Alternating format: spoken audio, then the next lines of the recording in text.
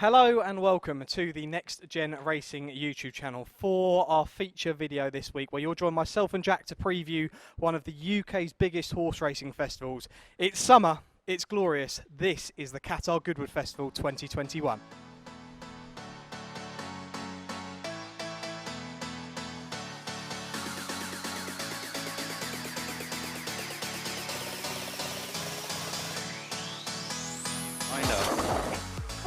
Unbeaten, utilises that turn of foot to devastating effect and wins the Kickno Sussex Stakes.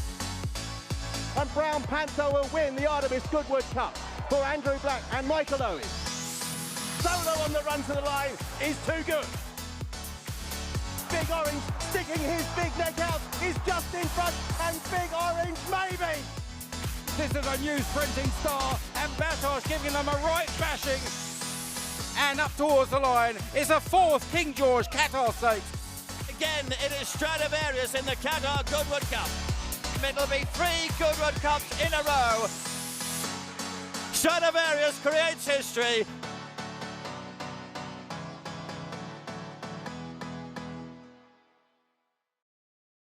Yes, that's it. We're here at Goodwood Racecourse for the Qatar Goodwood Festival. We've got a fantastic view out here of the South Downs and a great place to film. Thanks very much to Lucy, the PR manager here at Goodwood. She's done a great job in allowing us to film our preview at the course. It comes in a two-part preview. The second part will come tomorrow morning at 10 AM. Jack, it's so good to be up here on the South Downs. I mean, we've been waiting a long time, haven't we? And we're finally here. I mean, it's a glorious day, and soon these grandstands are going to be absolutely packed to the rafters, and I can't wait to see the action we have in store. Yeah, I'm really looking forward to it, and we are here as they are setting up the festival, so apologies if there is any noise in the background. But let's kick things off on day one, on the Tuesday, with the two-year-old race, the Vintage Stakes, over 7 furlongs. It's a Group 2, and your Coventry winner here, Berkshire Shadows, in here at 7-4. Lusail is 2-1, Eldrick Jones 7-2, the Acropolis 10-1. New Science, who isn't guaranteed to go here, has an entry on Saturday at Ascot. That horse is 12-1. Mr. McCann's 12s and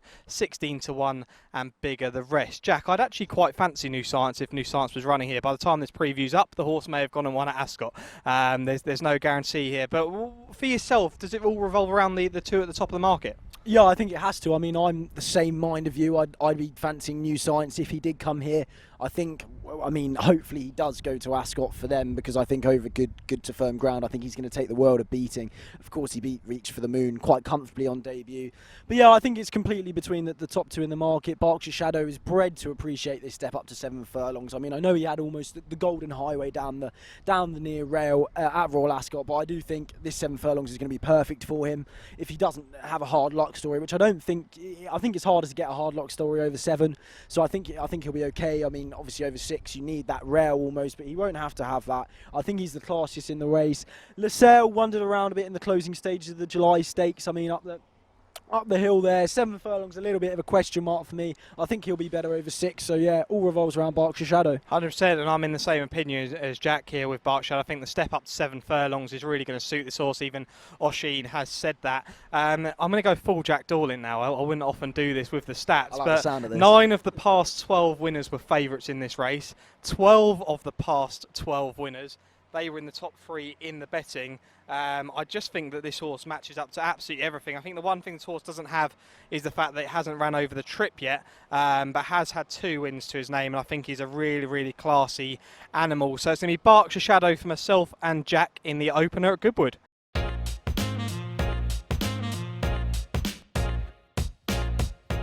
Yes, the racing that we have on offer is second to none this year at Goodwood. But of course, we've got a grandstand packed to the rafters of paying punters for the first time since Cheltenham 2019, as they return for one of Britain's biggest festivals. Right, we move on to the Lennox Stakes now. 7 furlong contest, a Group 2 for 3-year-olds and upwards. And Space Blues, last year's winner, is 7-2, your favourite here. Creative Force 4-1, probably not going to be here. Lope Fernandez is 5-1, holds an entry in the Sussex. That looks like the likely race for this horse. Kinross is 6-1, Safe Voyage is 7s, Glorious Journeys 10s, Chindit 11s, Happy Power and Duke of Hazard 12s, and 16-1 bar those. Jack, I'm actually going to, I don't know whether to do this, but I'm going to do it because I think he's a really, really decent bet. And this might be my nap of the week in Space Blues. I think he's a really, really classy animal. And 7 furlongs is a very specialist distance. I think I have gone on about this quite a bit. And I think I said it on the preview for Goodwood last year. But there aren't many 7 furlong races for top class horses. I mean, the only Group 1, I think, is actually out in France, which is the Prix de la Forêt, where this horse could potentially end up. But I think he really is a 7 furlong specialist. I think you can excuse that run, in my opinion, at Maidan. I just don't think things went quite right for him that day. But this trip here at Goodwood, he loves the course. I just think he's going to make it a 2 on the bounce in the Lennox for me, Jack. Are you going to be in the same opinion? If you think your statement's bold, I'm going to join you. This is also my nap of the week. Wow. I think 7-2 is an outrageous price. I mean, if we look at the entries at the moment, we have Creative Force isn't going. We have Lope Fernandez isn't going. I think 7-2, you're getting a gift there because he didn't perform over 6 furlongs in the Alcod Sprint, which I think is too sharp for him these days. As you say, he needs 7 furlongs. He won this last year in some style as well. He came around the outside and kicked clear from that furlong pole just over there in magnificent style. I mean, if you look what's in behind him today, there's a few Group 3 or Group 2 horses max in behind, but I think he escapes a penalty, a £7 penalty for Group 1 winners since November. Of course, he didn't win the Alcor Sprint and won the Maurice de Geest over 6.5 furlongs on good ground. This 7 furlongs on good to firm ground, good ground even, I think it's going to be perfect for him, and he's definitely the one to beat. But there's also one at an each way price who I think is going to finish second, and that is Toro Strike for Richard Fahey. Now, he won here last year, again over the 7 furlongs, and his time in that, it was a day after the Lennox, was in fact 0.2 seconds quicker than Space Blues did the Lennox, so which is about a length if you want to put it that way. And Toro Strike, he's been a little bit inconsistent, but his first performance on reappearance in April at Thirsk of all places was the one piece that I kind of want to focus on. And I mean, he was outpaced at halfway, he was 5 lengths adrift at the back of the field. Suddenly he hopped straight back on the bridle and breezed past his rivals and ended up winning it by 3 lengths. Now, if you look at that piece of form, you've got Murtakael in behind. Now, Murtakael has since gone on to destroy them in the Bunbury Cup, has a rating of 118 now, and I do think Toro Strike does like this 7 furlongs. He showed it last year in the Class 3 handicap, which he won, and B, from a clock's point of view, he's doing all the right things. So against Space Blues, I think 25 to 1's an okay price, but I do think it's going to be the Space Blues show. Yeah, definitely feeling that the boys in blue are going to be winning this, but an interesting each way shout from Jack with Toro Strike. But our nap of the week, it's come early in our previews with Space Blue, so hopefully he can go and do the business. And now we move on to the feature. It's the Goodwood Cup. Every horse will be hoping to finish right here in first place this coming week, and none more so than the superstar stayer Stradivarius as he bids for his 5th Goodwood Cup. Will we be witnessing more history? Perhaps. This race has been vital to the South Downs since 1812. 2 miles, the ultimate test. Will he be able to show the turn of foot, or will his reign be over? Yeah, that's it. Stradivarius is going for a 5th Goodwood Cup. And as Jack mentioned, Stradivarius got boxed in last year. Hopefully the same doesn't happen again this year. Hopefully he can do it a lot easier and make the punters feel a little bit more comfortable with their money. Is he going to go and do it, Jack?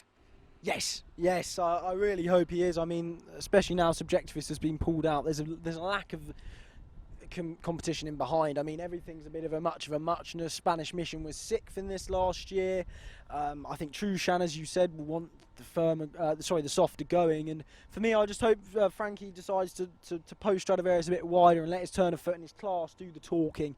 The last thing we'd want is like last year for him to be stuck in a pocket and just about do it. I mean, it'd be great if we're looking out there at the half furlong pole just behind us, and I mean he's 5, 6, 7 lengths clear, and we can just enjoy perhaps the last we see of him.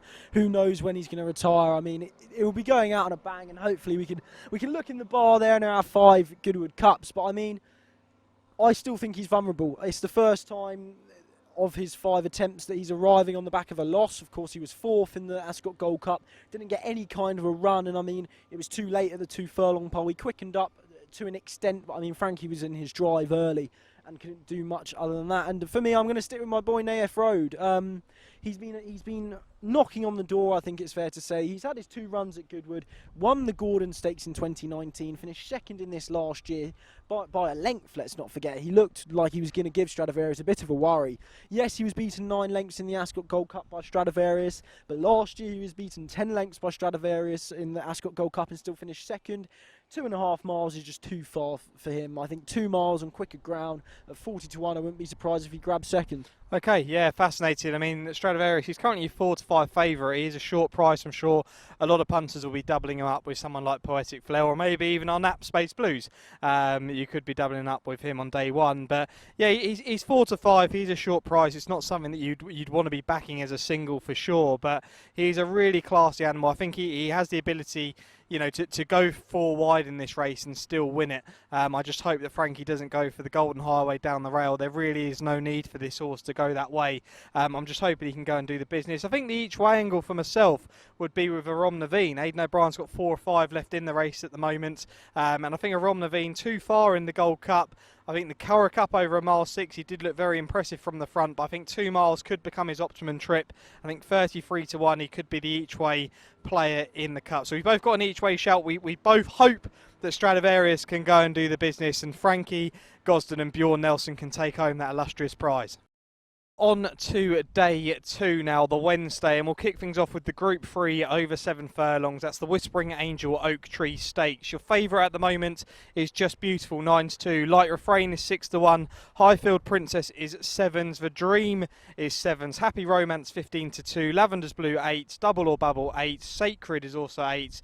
Bounce the Blues and Valeria Messalina is 9-1. And double figures the rest of them. Jack, I actually thought we could potentially have been agreeing on this, because I know you're a big fan of the Dream, and I tried to have a look to see kind of the chance of her Dream. I do think that she has a decent chance here. However, I think the horse that beat her the last day, Light Refrain, for Her Majesty, is the one to be with. 6-1 is actually a fairly nice price at the moment, I feel.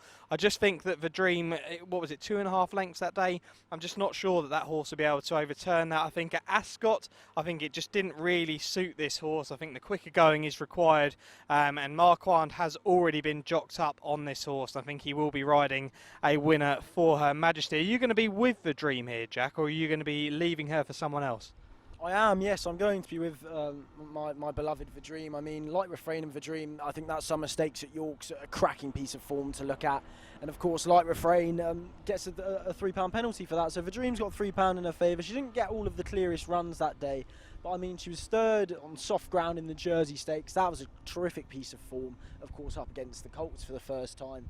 Was third in the fourth in the Fred Darling, when she was staying on impressively. She didn't quite stay the mile in the 1,000 guineas. She drops back to 7 furlongs here on quick ground. I think hopefully Jamie Spencer, if he gets a clear run through, because of course she likes to be settled in the rear of the field, we may hopefully see a Jamie Spencer Classic, and she's about 7-1. And also, we love the stats. You spoken about your stats. The last 12 winners of this have come from not winning last time out, which I think is a little bit of a bad stat for Light Refrain. I think Light Refrain, I've got questions over 7 furlongs. Of course, she was 11th in the Jersey Stakes at Ascot. Not too sure 7 furlongs is her trip, although the ground was soft that day. Great, yeah. And there's another one, Potapova, I want to mention, at 14s as well. She's only had the 3 runs twice, once on the all-weather when winning by plenty of lengths, and then again on good ground first time out this season when winning very comfortably.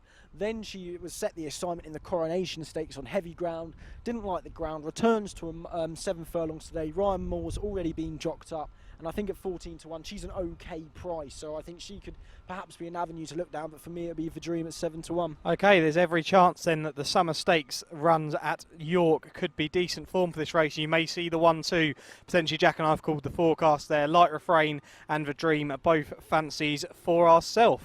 Right, we move on to the Molecomb Stakes now, which is a 5 furlong Group 3 contest. It's a fairly exciting Group 3. Fearby is your favourite, around 3-1. Chipotle is 100 to 30. I think there's plenty of pronunciations for that horse's name. Gubas is 5 to 1. Then the likes of Booney, Armour, Coonan, Kaboo, they're all 10 to 1 and 12 to 1 and bigger, the rest of them. Jack, I think there's plenty of horses here at decent prices that people might want to side with, but you can be with the top of the market. I think Fear by Stet's a very good standard. I mean, the win in the Dragon Stakes was an exceptional win. 2 of the last 4 winners have actually come from winning that event. I mean, he beat a few nice colts in behind, beat Kaboo, Instinctive Move, who I'm a big fan of for Clive Cox, by 5 lengths, and Mojo Maker, of course, in there. So I think that's an impressive piece of form. It was on good to soft ground, which worries me a little bit, coming onto the good to firm ground, or good ground. But I mean, his second start, he won on good to firm ground, so I don't think it should be too much of a problem. 3 to 1, so not exactly the kind of price I'm looking to go for in a 2-year-old race. That's the only problem I have. So there's also one at an each way price, and that's Chimgan for the Clive Cox and Adam Kirby formidable force of a team. Now, he's only had the 1 run, he's unbeaten. He won quite nicely. The penny started to drop late on. It was only 3 taps of the whip in the end, and he quickened away, and he was going away at the line. And of course, last year, Steel Bull won it with only just 1 run under his belt. So it is possible. Chimgan 16 to 1, and if he does bag that near side rail, I think he could take the world of beating. Yeah, I'm going to be siding with the horse that finished behind Fear by the last day, and that's the David Lowe owned Mojo Maker, who's probably going to be my first double figure selection for the festival, and I'm hoping that he's going to, at last. Finally, I've picked one at a decent price. But like I say, second to Fear by the last day. Prior to that, he did win at Sandown, and then prior to that, he finished second at Sandown behind Asymmetric for Alan King, who has since gone on to be second in the July Stakes. So some fairly decent form in there, and I think that the fact that the last race against Fear by was on good to soft ground, I think hopefully at this moment in time we should be getting some decent going, especially with this wind drying up the grass. I mean, if there is any rain, I'm sure there'll be plenty of wind that could dry up. I think if there is good ground, then I think Mojo Maker at 12 to 1 could be a really, really decent price in the Molecomb Stakes. Here we are at the half furlong pole, and last year we saw Mahafa take up the race here to go and win the Sussex Stakes, and it's going to be a fantastic renewal once again with Poetic Flair trying to do what his dad didn't quite do back in 2013. And this race was first run in 1841. It's been won by some great horses, including the mighty Frankel, who's done it twice. But let's see who Jack and I fancy for the race right now. That's it, here we go, the big one, the Sussex Stakes, day 2, the feature of not just the day, actually the feature of the week, over a mile, a Group 1. Unfortunately, it's not the race that we were hoping we'd see. We'd like to have seen Poetic Flair taking on Palace Pier and St Mark's Basilica. Unfortunately, that hasn't happened, but Poetic Flair has been left in here for Jim Bolger and Kevin Manning. He is your 8 to 11 favourite, fairly short. Order of Australia 7 to 1, Alcohol Free is 7s, Lope Fernandez is 9s, Tilsit 9s, Snow Lantern 12s, unlikely to be here, and Battleground and others at 20 to 1. Jack, is this one of those races where we can sit back, enjoy these lovely Goodwood strawberries and watch a horse absolutely romp home? Yeah, I think we're going to see quite a special performance. Of course, we're not seeing the mouth-watering duel that we thought we'd be seeing on the downs between Palace Pier and Poetic Flair, because Palace Pier's unfortunately recorded bad bloods not so long ago. But nonetheless, I think we're going to see a top-class colt in action. I mean, that St James's Palace win was, I think, probably the second best 3-year-old performance we've seen this year, behind St Mark's Basilica in the Eclipse. And I mean, the way he kicked clear at 2 furlongs out and then managed to keep piling on that pressure all the way to the line, he made everyone think everything else in behind him look like much of a muchness that day, and he was clearly cemented his claims as a top-class miler. And I do think perhaps he would have beaten Palace Pier, especially on the forecasted ground we're going to be getting. Hopefully we can see that in sometime in the future, but I think they'll be warranting different grounds on the day. So I think if you got the softer ground, it would be Palace Pier, and if you got the firmer ground, it would be Poetic Flair. But I mean, from an each-way perspective, I think Tilsit's the only one you can properly look at. Of course, won here last year in quite a messy race, beating My Oberon, has then finished second in a Group 1 and won last time out. So I think he's an okay price at 9 to 1. Will I be backing him each way or without the favourite? No. I think not 8 to 11. I know it's not value, but I still think it's a penalty kick. We're almost looking like Monkfish kind of value in at Cheltenham. I mean, at 8 to 11. I think that won't be the price on the day. I think we'll be looking at 4 to 9, if not shorter on the day. I don't think he's got much opposition, and hopefully we can sit back and enjoy a magnificent 3-year-old. Yeah. Do you think he could potentially go from the front here in this race? Do you think potentially they could just go from the front a length clear and just stay there the whole race? Yeah, I do think so. I mean, as we saw last year with Cameco, it can be a hard luck story race. I mean, you've seen so many times in the Sussex we've had hard luck stories. If he dictates from the front, we can see he can kick clear from the front. I wouldn't be surprised to see it again. Okay, yeah, I mean, it's an obvious selection, but I'd be with Poetic Flair here. I think he's going to win. Obviously, his father, Dawn Approach, finished second in this back in 2013 behind Toronado. I think this horse has, I agree with Jack, possibly the second best 3-year-old we've seen this season. I mean, debatably, he could be one of the best. He's had plenty of runs, and I think that run in the St James's Palace was so impressive, and I think he's going to take the world of beating here. I do think Battleground, I've been with this horse most of the season, following him off an absolute cliff. He ran a decent race in the St James's Palace, and he obviously won the vintage here last season. Impressive start. I know potentially that wasn't a vintage, but I do think that he was. I thought he ran a decent race. You know, further to his Guineas run, he did look like he improved a hell of a lot from that, and I think that he could run into a place at 20-1. But it all revolves around Poetic Flair, and hopefully we see a star shine on the South Downs. Now, last year in 2020, a lot of racecourses suffered due to the pandemic, and we all know that. And Goodwood, even being a Group 1 course themselves, they did struggle. And late into 2020, a lot of members, after having no racing here, were emailed to ask for their support with the course. And the way that the course thought they could gain support was by members gifting their membership. And in return, Goodwood have done a great job in getting these beautiful granite slabs surrounding the parade ring. It really is fantastic to show their appreciation for their members and their support. My name is stuck just down here, which is absolutely fantastic. I get to come and visit this every time I come here at Goodwood. And if you are a member yourself and you have supported the racecourse in any way, do leave a comment down below, because we would love to hear from you and show your support for the racecourse. Move on to day 3 now, and it is Ladies' Day here at Goodwood, and we'll kick things off with the Group 2 over 6 furlongs for the 2-year-olds, and this is the Richmond Stakes. Now, we do not have the betting currently for this race, but you've got the likes of Asymmetric, Ebro River, Garbas, Twilight Jet, Wings of War, Lusail all entered here. It looks like a cracking contest, Jack, over 6 furlongs, and I'm hoping that my horse here is going to have a bit of enhancement on the form from the Molecomb, and when Mojo Maker goes and wins, I think Asymmetric for the Alan King team is going to be, his form's going to be enhanced. I think he is going to take the world of beating here. He's obviously had 3 runs. He was unbeaten in his first 2 runs and then finished second in the July Stakes, where he kept on really well. He is a course and distance winner, and it can be key here. We all know that at Goodwood, to be a course and distance winner. We know he handles this course, and Martin Harley's already jocked up, and Jack, I think he's going to take the world of beating in the Richmond Stakes. What about yourself? For me, Sam, I think Ebro River's the one I'm going to vote for here. I mean, he won very nicely on soft ground at Sandown Enlisted Company. Won by about 2.5, 3 lengths that day and was going away at the line. James still struggled to pull him up on the line. I mean, since then, he's been running okay. He finished 5th and 4th in the Coventry and the July Stakes respectively, and he wasn't drawn the right parts of the track there, I don't think. And I think a quicker 6 furlongs, better ground. I mean, hopefully, especially if he manages to bag that rail, I think he could be a nice price and hopefully get us off to a good start. There we go, Ebro River for Jack and Asymmetric for myself in the Richmond Stakes. Right, we now move on to one of my favourite races of the week, actually. I do love a good 1.5 mile race, and this is the Group 3 Gordon Stakes, and Aidan O'Brien has a decent hand in this. Wordsworth is your favourite 11-4, Your Beer is 7-2, Third Realm at 4-1, Sir Lamrack is 5, Sir Lucan is 6, is You Spirit 13-2, and 18-1.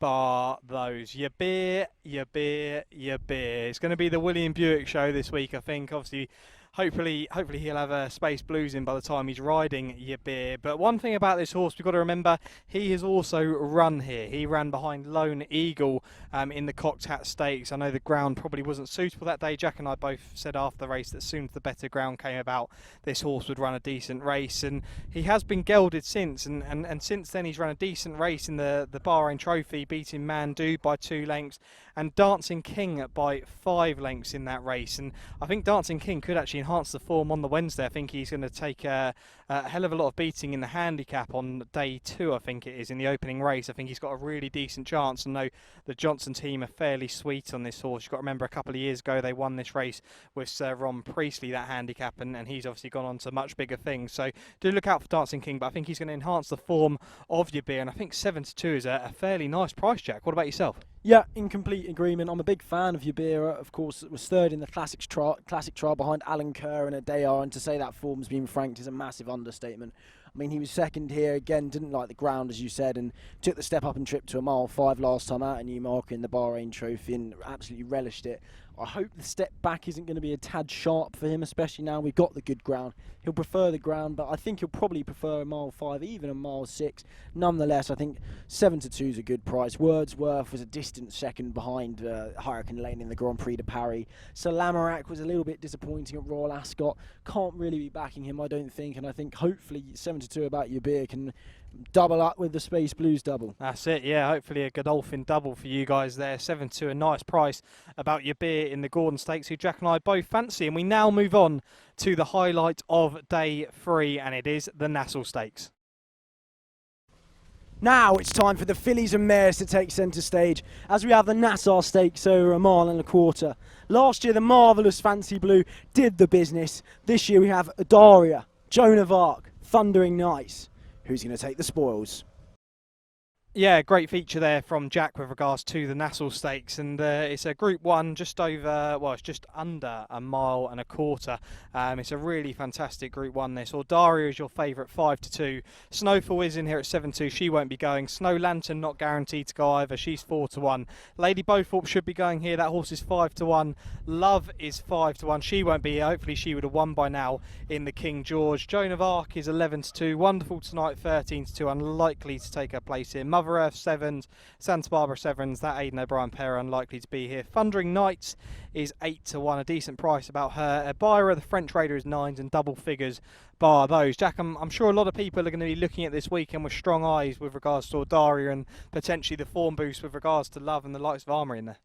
Yeah, I think you're spot on. I think those two are going to be a big indicator to how Daria gets on. I mean, it was a cracking run to finish second in the Prince of Wales, behind Love. If Armory and Love go and bolt up this weekend, or may have already bolted up by the time the video's out, I think we'll be looking at 7-4 about Daria. She's definitely the one to beat. Let's not forget, she broke the track record at the Breeders' Cup in that race over there over 9.5 furlongs, and that was on rapid ground. She's done it on soft ground as well. She's very ground versatile, so I think she's going to appreciate the mile and a quarter, just under a mile and a quarter here.